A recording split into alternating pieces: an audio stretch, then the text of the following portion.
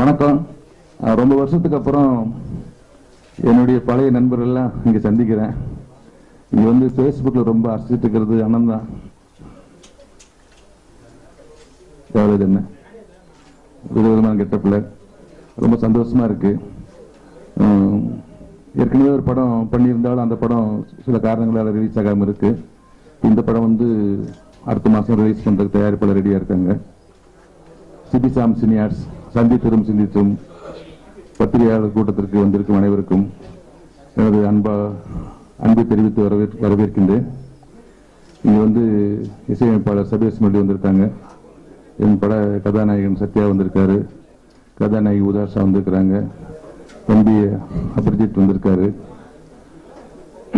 இந்த படத்தோட தயாரிப்பாளர் என்னை இங்கே உட்கார வச்சுட்டு வெளியே ஒரு படத்தோட ரிசல்ட்டை எதிர்பார்க்குற மாதிரி வெளியே இருந்துட்டு இருக்காரு. படம் சிறப்பாக நான் டைரக்ட் பண்ண அண்ணா நகர் முழுத்தரு நானே ராஜா நானே மந்திரி மாதிரி ரொம்ப சிறப்பாக இந்த படம் வந்திருக்கு. இந்த படம் சிறப்பாக வர்றதுக்கு எல்லா விதத்திலையும் எனக்கு ஒத்துழைத்தது வந்து தயாரிப்பாளர் சிபி சக்கரவர்த்தியும் அவருடைய தகப்பனார் டென்சிங்கும் தான். படத்தில் வந்து கதையை கேட்டுட்டு ரொம்ப நல்லா இருக்கு நீங்கள் பண்ணுங்கன்னாரு. படத்துக்கு சினிமாவுக்கு அவங்க புதுசு தான்.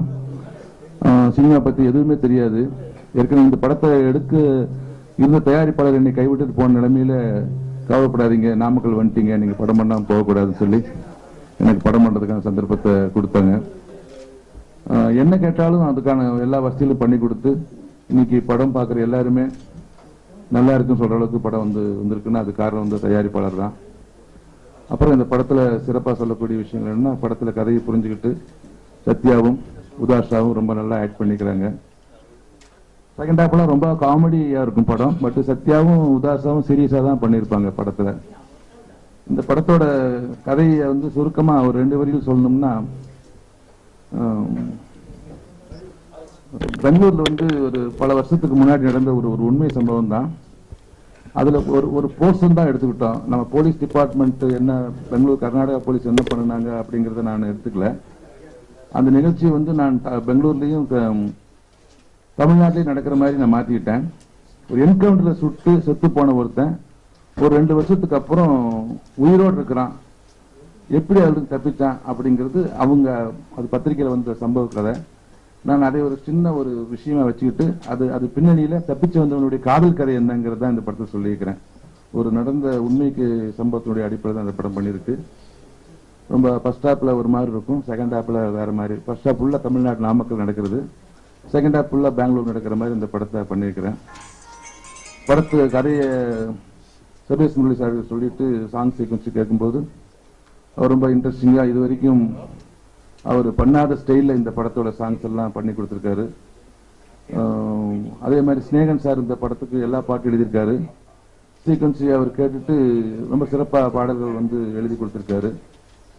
அப்புறம் இந்த படத்தில் எந்த மாதிரி பாடல்கள் வரணும், எந்த மாதிரி இடத்துல சிச்சுவேஷனில் சாங் இருக்கணும் அப்படிங்கிறத எங்கள் 2 பேரை விட ரொம்ப இன்ட்ரெஸ்டிங்காக இருந்து உட்கார்ந்து கூட இருந்து இந்த படத்துக்கு நல்ல பாடல் வர்றதுக்கு உழைச்சது வந்து எங்கள் தயாரிப்பாளர் சிபி சக்கரவர்த்தியோட அப்பா டென்சிங் சார் தான். அவர் வந்து என்னுடைய டைரக்டர் சுந்தரராஜன் சார் மாதிரி. எங்கள் சுந்தரராஜன் சார் எந்த பழைய பாட்டு கேட்டாலும் பாடுவார். ஒரு பாட்டு ஒரு வரி மிஸ் பண்ணாமல் பாடுவார். அவ்வளவு திறமைசாலி எங்கள் டைரக்டர். இவர் எப்படின்னா புதுப்பாட்டும் பாடுவார். பழைய பாட்டுலேருந்து புது பாட்டு வரைக்கும் எல்லா பாட்டையுமே பாடக்கூடிய திறமைசாலி. எல்லா பாட்டும் ஞாபகம் வச்சிருப்பாரு. எல்லா படத்தையும் தியேட்டர்லாம் போய் பார்ப்பார் நம்ம தயாரிப்பாளர். ஒரு படம் விடாமல் பார்க்கக்கூடிய ஒரு மிகப்பெரிய சினிமா ரசிக்கிறவர். ஸோ கூடவே உட்காந்து எல்லா பாட்டும் நல்லா வர்றதுக்கு முன்னாடி எல்லாம் கோஆபரேஷன் பண்ணி என்ன செலவானாலும் பரவாயில்லன்னு சொல்லி நல்ல டான்ஸ் மாஸ்டர் தருண்குமார் மாஸ்டர் வச்சு தான் பாட்டெல்லாம் நல்லபடியாக எடுத்திருக்காரு. படம் ரொம்ப நல்லபடியாக வந்திருக்கு. நீங்கள் வேறு ஏதாவது கேட்குறதுனா கேட்கலாம்.